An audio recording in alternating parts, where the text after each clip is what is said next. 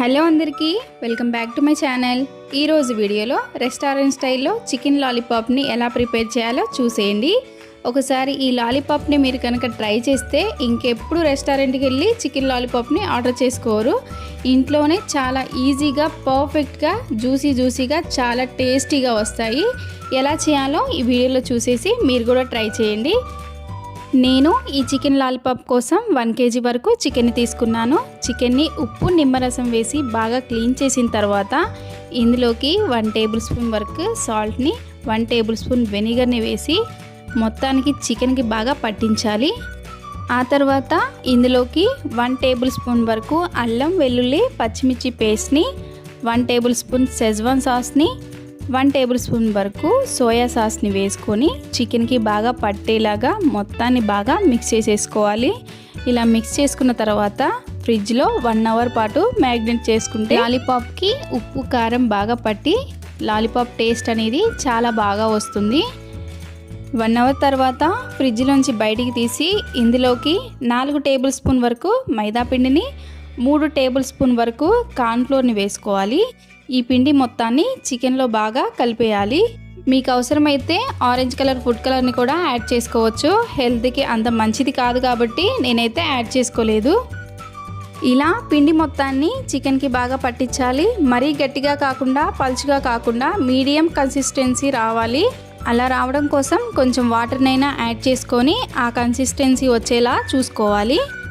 ఇప్పుడు ఈ చికెన్ని మనం డీప్ ఫ్రై చేసుకోవాలి. ఈ డీప్ ఫ్రై కోసం స్టవ్ మీద కడాయి పెట్టుకొని డీప్ ఫ్రైకి సరిపడా ఆయిల్ని వేసుకోవాలి. ఆయిల్ బాగా హీట్ ఎక్కిన తర్వాత మంటని మీడియం ఫ్లేమ్లో పెట్టి చికెన్ లాలీపాప్ని 1 by 1 వేసుకొని చికెన్ లాలీపాప్ బాగా క్రిస్పీగా అయ్యేంత వరకు మీడియం ఫ్లేమ్లో పెట్టుకొని చికెన్ని బాగా ఫ్రై చేసుకోవాలి. ఇలా చికెన్ని మీడియం ఫ్లేమ్లోనే ఫ్రై చేసుకోవాలి, లేకపోతే చికెన్ లోపల వరకు ఫ్రై అవ్వకుండా ఉండిపోతుంది. ఇలా చికెన్ లాలీపాప్ 2 సైడ్స్ బాగా ఫ్రై చేసుకొని క్రిస్పీగా అయిన తర్వాత తీసి పక్కన పెట్టుకోవాలి.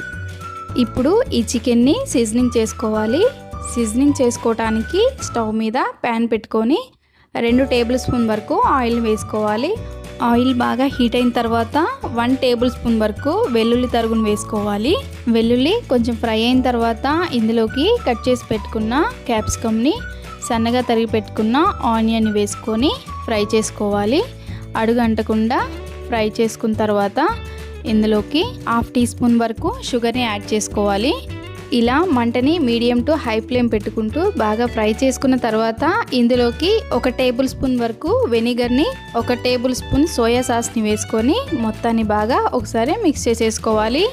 ఇప్పుడు ఇందులోకి సాసెస్ని యాడ్ చేసుకుందాం. టేబుల్ స్పూన్ వరకు షెజ్వాన్ సాస్ని 2 టేబుల్ స్పూన్ వరకు టమాటా కెచప్ని వేసుకొని ఆయిల్లో సాసెస్ని బాగా ఫ్రై చేసుకోవాలి.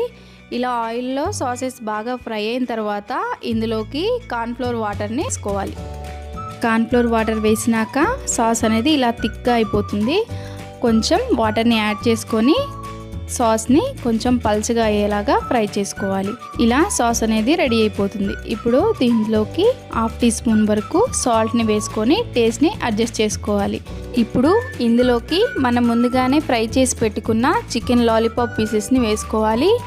ఈ సాస్ అనేది ముక్కలకి బాగా పట్టేలాగా మంటని మీడియం ఫ్లేమ్లో పెట్టుకొని బాగా ఫ్రై చేసుకోవాలి. ఇలా సాస్ అనేది ముక్కలకి బాగా పడితే లాలీపాప్ అనేది చాలా జ్యూసీగా టెండర్గా ఉంటుంది. అంతేనండి, ఎంతో టేస్టీగా ఉండే రెస్టారెంట్ స్టైల్ చికెన్ లాలీపాప్ అనేది రెడీ అయిపోయింది. సర్వింగ్ ప్లేట్లో తీసుకొని కొత్తిమీరతో కానీ స్ప్రింగ్ ఆనియన్స్తో కానీ గార్నిష్ చేసుకుంటే సరిపోతుంది. వీడియో నచ్చినట్టయితే లైక్ చేసి మరిన్ని రెసిపీస్ కోసం మన ఛానల్ని సబ్స్క్రైబ్ చేసుకోవడం మర్చిపోవద్దు. Thank you for watching.